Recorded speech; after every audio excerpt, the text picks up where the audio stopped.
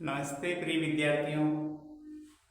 देखिए, यदि आप हमारे चैनल पे आएंगे और सुनेंगे जो मैं पढ़ाई के बारे में आपको बताता हूँ, तो बहुत ही कम टाइम में आपकी परीक्षा की तैयारी बहुत ही अच्छे तरीके से बहुत ही कम समय में हो जाएगी।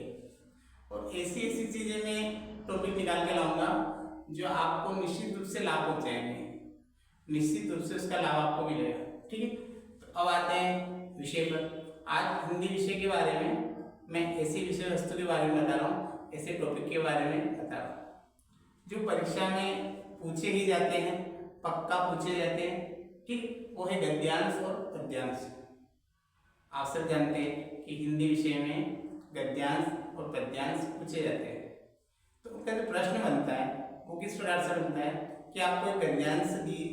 पहले तो आप समझ लीजिए गद्यांश और पद्यांश में क्या अंतर है। गद्यांश और पद्यांश में अंतर क्या है, कभी आपने सोचा है?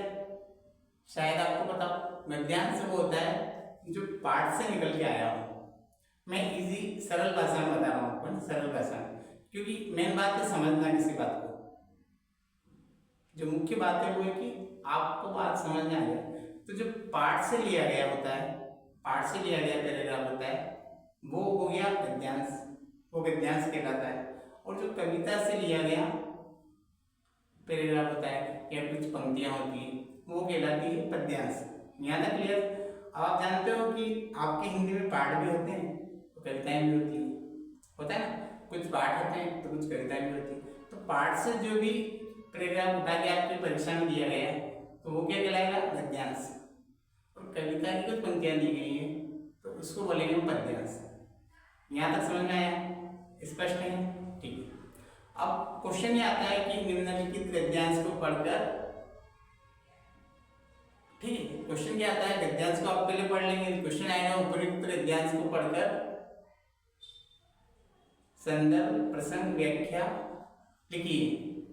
मतलब जो गद्यांश है उसकी आपको संदर्भ प्रसंग सहित व्याख्या लिखिए। और कभी कभी बड़ी क्लास में विशेष भी पूछ लिया जाता है ना, तो संदर्भ प्रसंग व्याख्या, और यदि विशेष भी आप लिखना चाहें तो विशेष भी जोड़ लो, सहित व्याख्या कीजिए। तो एक तो संदर्भ लिखना है, प्रसंग लिखना है, व्याख्या लिखनी है और विशेष लिखना है।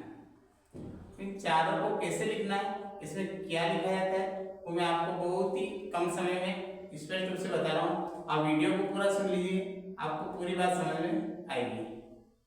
पूरा सुनना ये बात हमेशा आगे तक आपको काम में आएगी, आप खुद भी समझेंगे और अपने साथियों को भी समझा पाएंगे। मान लीजिए आपके सामने गद्यांश आएगा, पाठ से लिया गया पैराग्राफ आया तो हम उसको बोलेंगे गद्यांश। गद्यांश आया, ठीक। अब नीचे लिख दिया कि उपयुक्त गद्यांश को पढ़कर गद्यांश की संदर्भ प्रसंग व्याख्या लिखिए।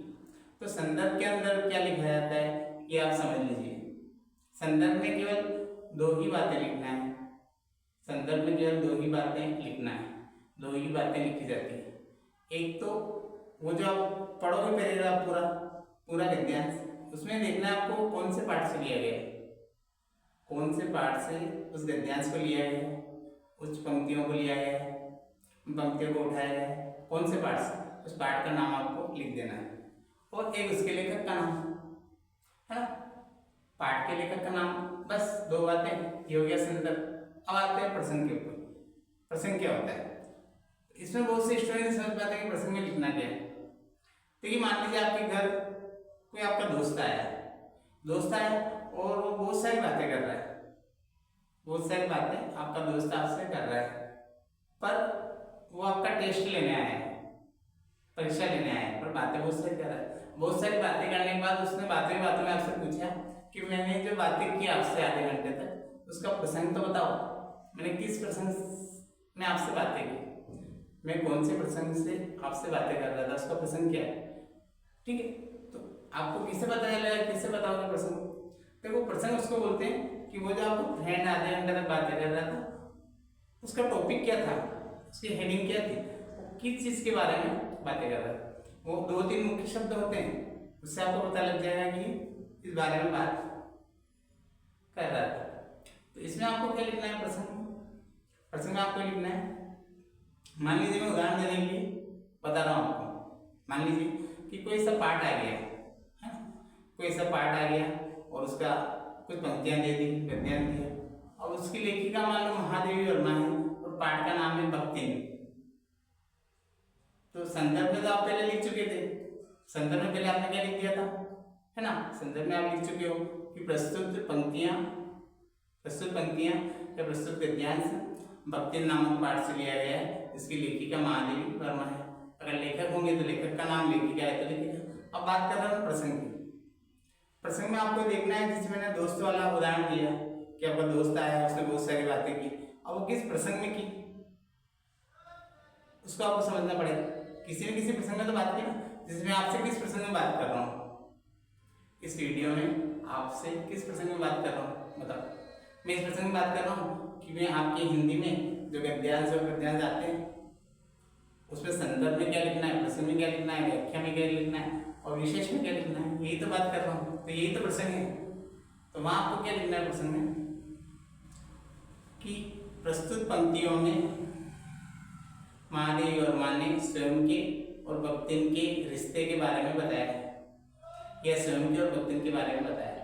और जो भी पाठ होगा उसकी मुख्य बात लिख दो कि उसमें क्या गद्यांश में क्या बोला गया है, उस बात को शॉर्ट में लिख दो, ठीक है। अब यदि वो पद्यांश से आया है, मान लो कविता की कुछ पंक्तियां हैं और कविता की पंक्तियां दोहा आ गया, मान लो कबीरदास जी का दोहा आ गया, तो प्रसंग में आप क्या लिख दोगे कि प्रस्तुत पंक्तियों में या प्रस्तुत दोहे में कबीर ने मनुष्य जीवन की नश्वरता को बताया है या मनुष्य जीवन को नश्वर बताया है ना। जिसमें हम आपके पद्यांश की बात कर रहा हूँ, पद्यांश में दोहा आ गया कि माटी कहे कुमार से तू क्या रोंदे मोही, एक दिन ऐसा आएगा मैं रोंदूंगी तो ही। इसमें आप लिख सकते हो, ठीक है। संदर्भ में आप क्या लिख दोगे कि प्रस्तुत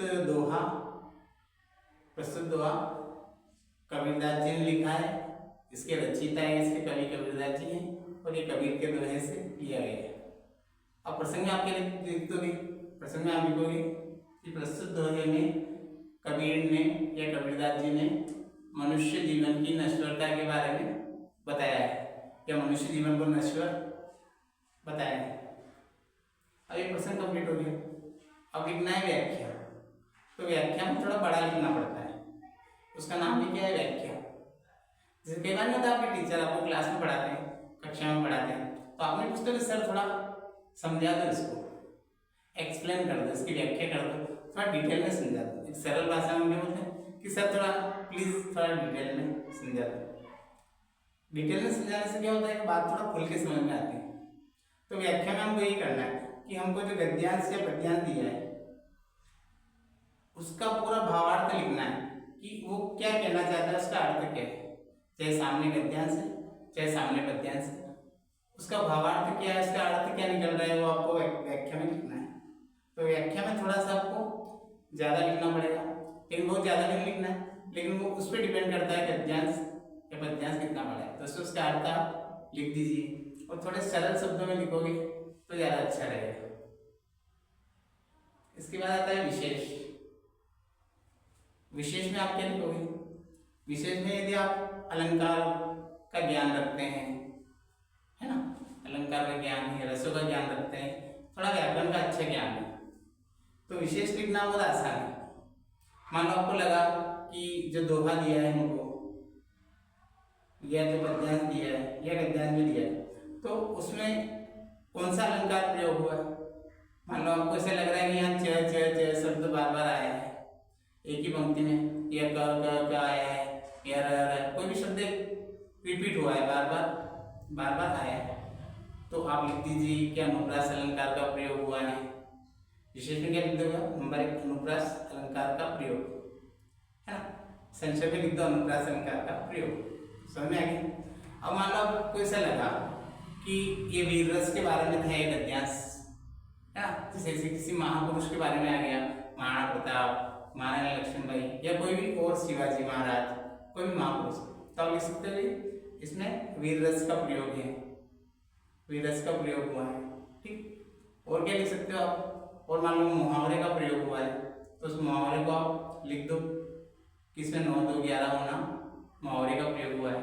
अगर अगर लोकोक्ति का प्रयोग हुआ है, लोकोक्ति का प्रयोग हुआ है तो वो लिख सकते हैं जैसे ऊंट के मुंह में जीरा, लोकोक्ति का प्रयोग हुआ है। जो भी मतलब जो भी प्रयोग हुआ है दोहे या कहावत या लोकोक्ति का, उसको आप लिख लीजिए।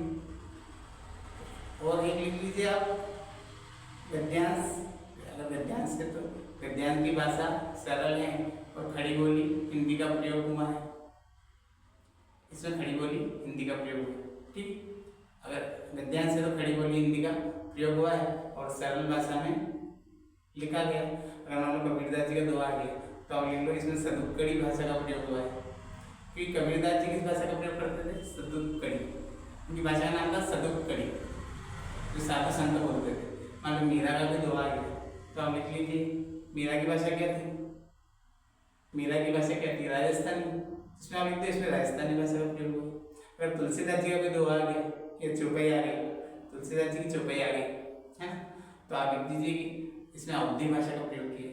अगर सूरदास जी का दोहा आ गया तो आप लिख दीजिए इसमें ब्रज भाषा का प्रयोग हुआ, क्योंकि इनकी अपनी अपनी कुछ विशेष भाषाएं हैं। ठीक है, तो ये इस तरीके से आप लिख सकते हो। इसमें आप संदर्भ, प्रसंग, व्याख्या, विशेष आप किस तरीके से लिखते हैं इस बारे में मैंने आपको बताया। ठीक है, धन्यवाद। इसको शेयर कीजिए सबको, ताकि सबको बात समझ में आए। और मैं डेली वीडियो बनाता हूँ, आप डेली इस चैनल पर आकर वीडियो देखिए, आपकी पढ़ाई बहुत शानदार होगी, बहुत अच्छे से होगी।